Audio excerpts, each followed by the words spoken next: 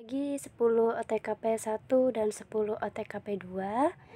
Karena kebetulan hari ini Ibu seharusnya mengajar melalui rumah, yaitu menggunakan Google Classroom ya. Tapi karena kita mengejar ketertinggalan materi, maka Ibu putuskan untuk merekam PowerPoint ini. Jadi Ibu mohon maaf sebelumnya kalau misalkan ini menghabiskan kuota kalian, karena kalau dipaksakan untuk menggunakan Google Classroom, kita akan ketinggalan banyak sekali materi, dan itu akan membuang-buang waktu kita, karena kearsipan cukup banyak materi yang perlu kita pelajari. Oke, Ibu lanjut saja ya. Ibu lanjut langsung ke materi agar tidak terlalu lama-lama. Kali ini kita akan membahas soal unsur pendukung kearsipan. Seperti yang telah kita tahu, kalau arsip adalah dokumen, sementara kearsipan adalah kegiatan untuk mengelola arsip-arsip tersebut. Nah, untuk menjalankan kegiatan kearsipan, tentunya kita memerlukan pendukung, baik itu berupa peralatan maupun berupa perlengkapan. Tapi untuk kali ini kita hanya membahas soal peralatannya saja, begitu ya. Dan sambil kalian mendengarkan PowerPoint ini dan menyimak PowerPoint ini, kalian juga harus membuka buku kalian ya. Jadi Ibu akan combine atau Ibu akan kombinasikan, Ibu akan campur penjelasan Ibu dengan penjelasan yang ada di buku. Jadi jangan hanya kalian buka file ini atau buka dokumen PowerPoint ini, tapi juga kalian harus membuka buku kalian dan membaca secara mandiri. Karena Ibu hanya memberikan penjelasan secara singkat.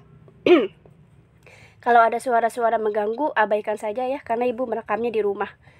Oke, kita mulai dari peralatan kearsipan. Kita mulai dari pengertian peralatan itu sendiri. Kalau peralatan anak-anak, peralatan itu merupakan sarana, ya. Apapun yang disebutkan dengan peralatan atau yang disebut sebagai peralatan, dia membutuhkan waktu yang lama untuk menggunakannya.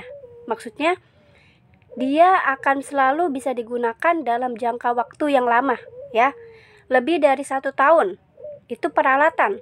Tapi kalau nanti kita membahas soal perlengkapan, dia dalam waktu 1 bulan pun bisa habis. Contohnya, Ibu kasih contoh ya.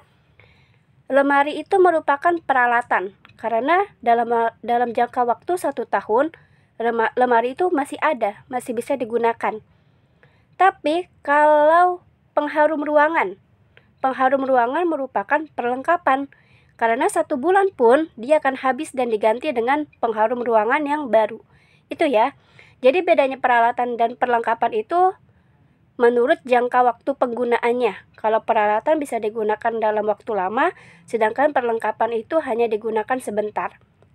Nah, kali ini kita akan membahas soal peralatan kearsipan. Jadi peralatan kearsipan merupakan sarana penyimpanan arsip. Ya, sarana itu tempatnya dan bisa digunakan dalam jangka waktu yang panjang. Nah, peralatan atau sarana biasanya digunakan dalam waktu yang panjang, lebih dari 1 tahun. Maka dari itu, peralatan kearsipan didesain atau dibuat menggunakan bahan-bahan yang memang tahan lama. Contohnya, dari bahan logam, dari bahan kayu, dari bahan aluminium, dari bahan besi, dari bahan plastik, dan bahan kuat lainnya. Karena apa? Karena yang disimpan dalam peralatan kearsipan tersebut adalah arsip-arsip yang memang harus diamankan atau harus dijaga dalam jangka waktu yang lama. Seperti itu. Ibu lanjut. Oke, kita ke fungsi peralatan arsip, yaitu tentu saja sebagai sarana penyimpanan arsip atau tempat penyimpanan arsip. Kemudian, alat bantu untuk mempermudah kegiatan kearsipan. Seperti yang sudah kita bahas di pertemuan sebelumnya, kita itu tujuan menyimpan arsip untuk menemukannya dengan mudah. Kayak gitu ya. Kayak misalkan kalian menyimpan raport atau ijazah SMP kalian itu di lemari mamah, di lemari orang tua. Kita ingat, oh, gua naruh ijazah sama raport di lemari orang tua. Maka ketika kita membutuhkannya, kita bisa dengan cepat menemukannya. Seperti itu. Jadi, Fungsi peralatan arsip memang ditujukan untuk mempermudah kegiatan kearsipan, baik dalam mengelola, menjaga, maupun menemukannya kembali. Kemudian, fungsi peralatan arsip yaitu tentu saja sebagai pelindung arsip. Karena arsip harus dijaga, dan biasanya arsip itu dibutuhkan dalam jangka waktu yang panjang atau jangka waktu yang lama.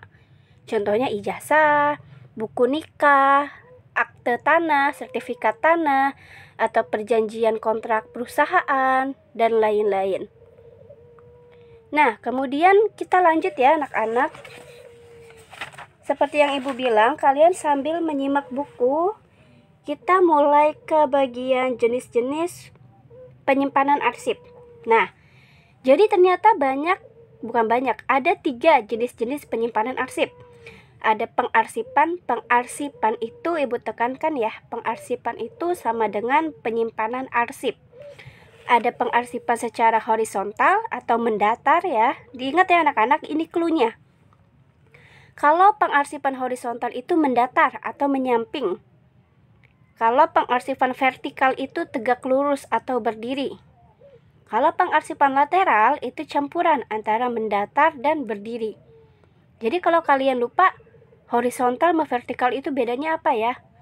Kalau kalian ngelihat teman kalian yang agak gemuk, oh nih orang horizontal nih badannya karena ke samping. Tapi kalau kalian ngelihat teman kalian yang jangkung, oh ini nih horizontal karena ke atas. Ini nih vertikal karena ke atas. Begitu.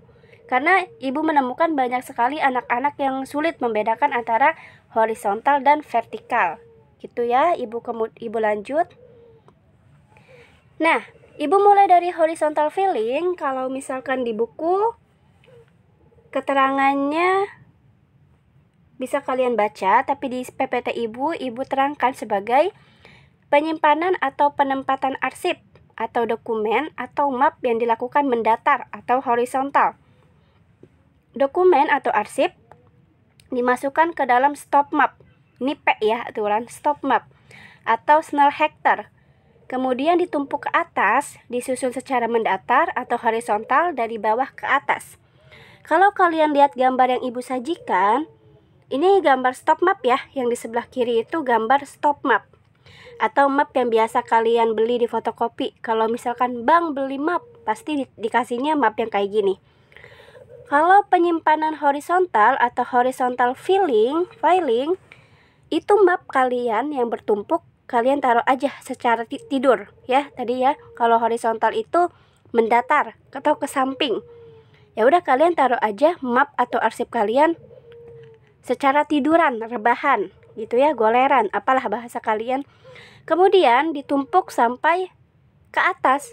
Jadi map atau arsip yang memiliki tanggal duluan itu adanya di paling bawah biasanya ya.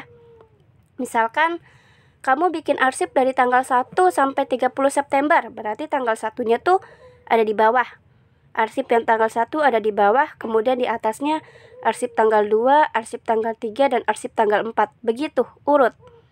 Nah, kemudian setelah arsipnya di horizontal filing atau ditumpuk ke atas, disimpan di disimpan di lemari yang bentuknya seperti gambar sebelah kanan. Jadi memang bentuk lemarinya itu tidak terlalu dalam anak-anak, hanya dikit. Karena apa? Biar lebih mudah untuk menemukannya kembali. Karena kan gak mungkin kan itu tumpukan kita periksa sampai bawah, susah nyarinya. Nah, Ibu harap kalian mengerti ya. Jadi intinya, kalau penyimpanan arsip secara horizontal atau mendatar, atau horizontal filing bahasa kerennya, itu mapnya direbahkan atau arsipnya direbahkan kemudian ditumpuk ke atas seperti pada gambar di sebelah kiri. Lalu kita bahas ke vertical filing atau penyimpanan arsip secara vertikal ke atas gitu ya. Nah, penempatan atau penyimpanan arsip atau dokumen atau map dilakukan secara tegak lurus atau vertikal atau berdiri. Dokumen atau arsip dimasukkan ke dalam folder atau map arsip, kemudian diletakkan berdiri atau tegak memanjang sisi panjang arsip sejajar dengan lipatan folder atau map, dan disusun berurutan dari depan ke belakang. Jadi kalau vertical filing atau penyimpanan secara vertikal, itu kita simpen arsip kita atau kertas-kertas kita atau dokumen-dokumen kita secara berdiri. Biar berdiri gimana Bu? Kan kertas kan rapuh, selembar doang. Nah, biar berdiri maka dokumen atau kertas kita disimpan dulu ke dalam folder atau map arsip, seperti yang Ibu sajikan di gambar. Kemudian setelah disimpan ke dalam folder, dan biasanya tidak hanya selembar, dua lembar ya, itu folder kan bisa berdiri ya, dia kan bahannya kaku anak-anak. Kalian bayangin ya, yang digambar ini bahannya kaku, jadi walaupun di dalamnya hanya isi 5 lembar atau 10 lembar, dia tetap bisa berdiri. Dan setelah dimasukkan ke dalam folder itu kertas-kertas kita, maka folder ini diposisikan atau disusun dari depan ke belakang. Ya, semoga kalian ada bayangan ya, dari depan ke belakang. Sesuai dengan tanggal atau subjek atau apa seperti itu. Kemudian kita masuk ke lateral filing yang tadi kata Ibu gabungan antara mendatar dan vertikal. Penempatan atau penyimpanan arsip atau dokumen atau map dilakukan secara berdiri atau lateral, di mana arsip disusun berderet menyamping. Arsip atau dokumen dimasukkan dalam snell hector atau brief order, kemudian diletakkan berdiri dengan punggung di depan. Nih, seperti pada gambar. Ini biasa kalian lihat atau bisa kalian lihat di perusahaan-perusahaan atau di film-film, atau mungkin kalau orang tuanya rajin ya dalam kearsipan, itu tuh rapih biasanya penyimpanan dokumennya. Atau kalau kalian ke Yadika ya, ke sekolah kita, itu di depan ruang guru tuh ada lemari arsip sebelum ruangan Ibu. Nah, disusunnya seperti ini atau lateral filing.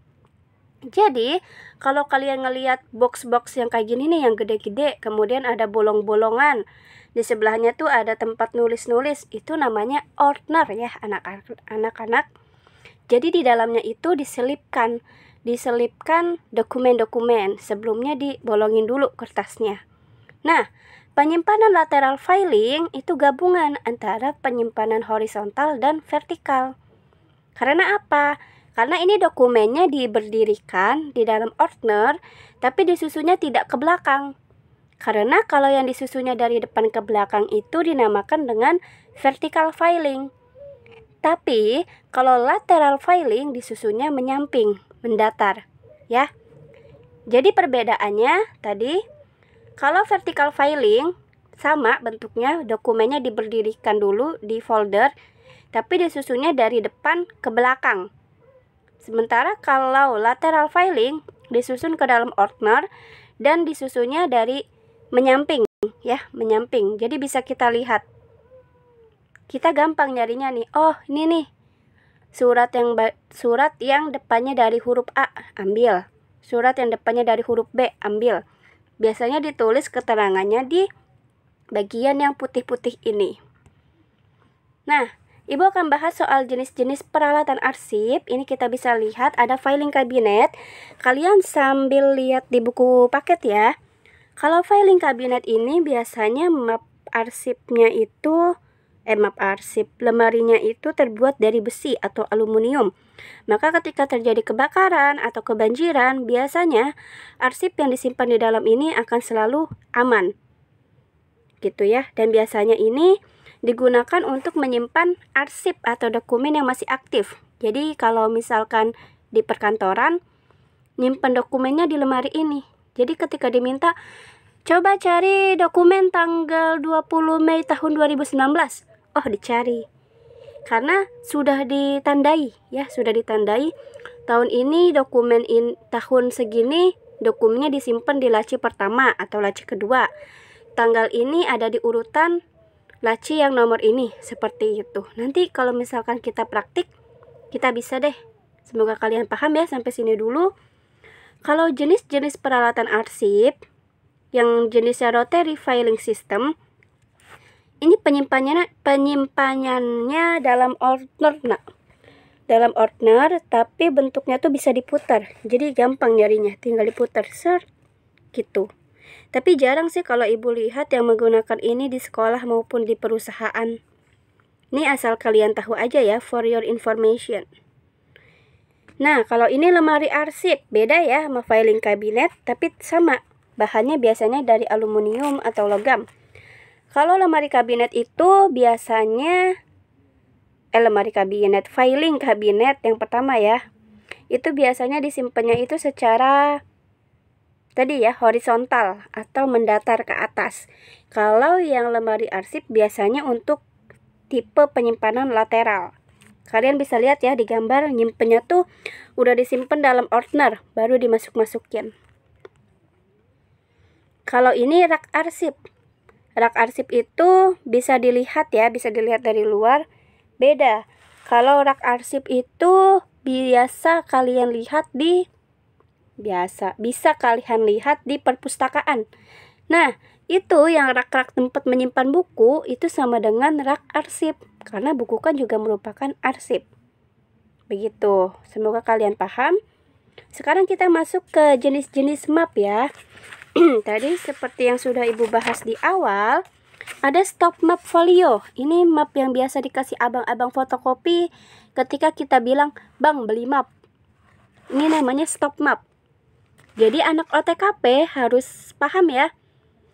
Biar dianggap keren. Kalau ke fotokopi bilang, "Bang, beli stop map folio." Jangan bilangnya, "Bang, beli map kertas."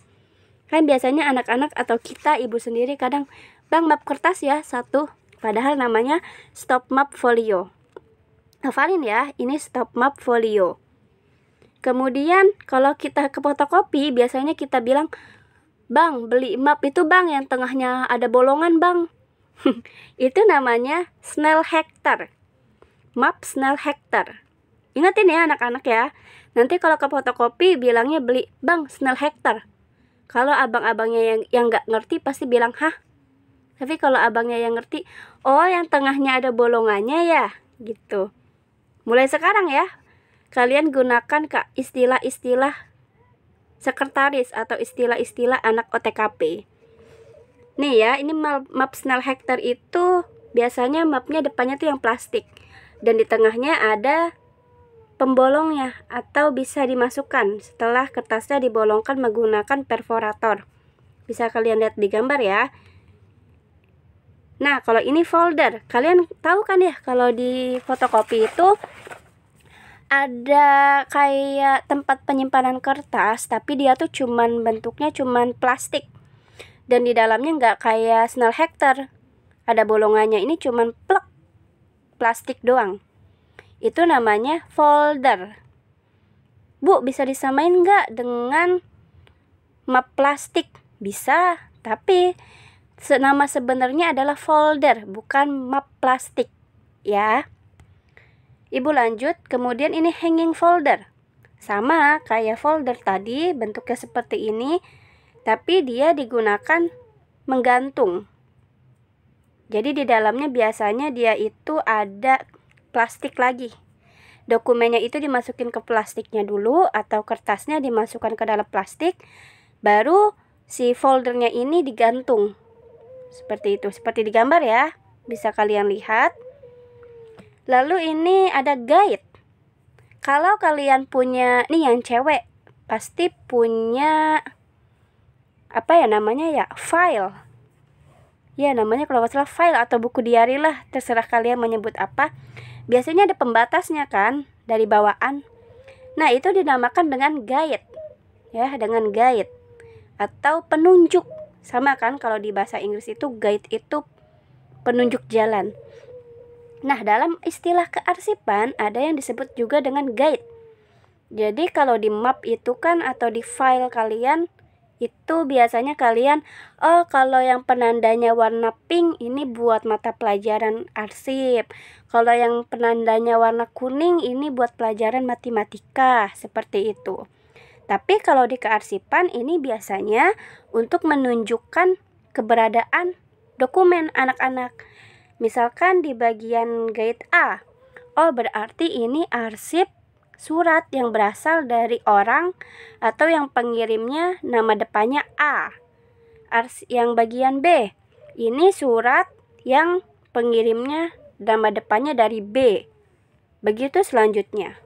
Begitu ya, semoga kalian paham. Nah, ini kebanyakan dari kita atau anak-anak yang bukan anak OTKP dan tidak tahu istilah kearsipan ataupun istilah nama-nama alat tulis kantor, pasti nyebutnya ada pembolong kertas nggak lu? Lu punya pembolong kertas nggak? Padahal nama kerennya atau nama aslinya adalah perforator. Jadi ya, Ibu tekankan, ketika nanti kalian sudah mulai masuk ke Yadika atau mulai belajar kembali atau kalian di rumah, kalian mulai membahasakan diri kalian sebagai bahasa anak OTKP. Yang keren, Bang, beli perforator dong. Atau, Mah, punya perforator nggak? Gitu, biar keren gitu. Karena nama aslinya itu ya perforator, bukan pembolong kertas. Dan kalau kalian lihat di buku, ada beberapa jenis perforator ya. Karena kalau yang 2 lubang itu biasanya untuk di map Snellhacker atau di Ordner atau di file kita. Kalau yang 5 lubang itu untuk dimasukkan ke Ordner yang lebih besar. Kalau yang perforator 1 lubang itu biasanya untuk di ini loh anak-anak, di nama peserta. Biasanya kan di nama peserta itu atau di kartu peserta ujian atau lomba ada bagian 1 yang bolong dan itu buat digantungkan ke leher. Kayak gitu ya, buat nyangkutin tali. Kemudian di atasnya Ibu tidak masukkan ke dalam PPT ada stapler. Nah, kebanyakan dari kita, lu punya staples nggak?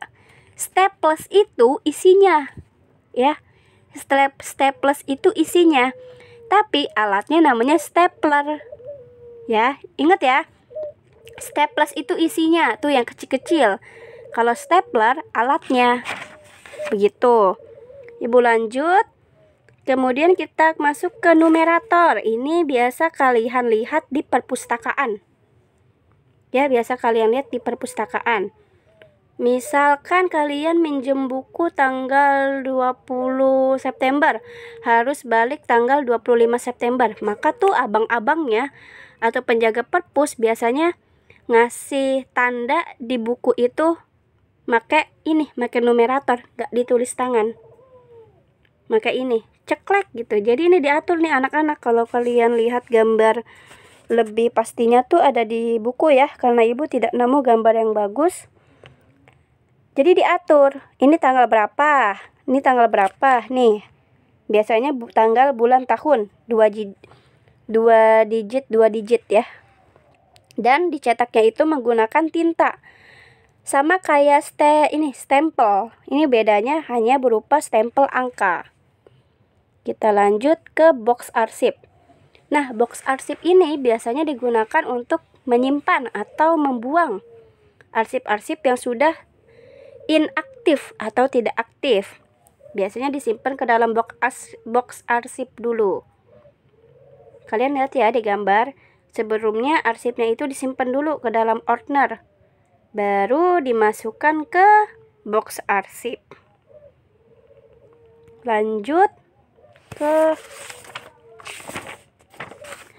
alat sortir. Kalau kalian lihat di meja-meja perkantoran, ada rak bertingkat.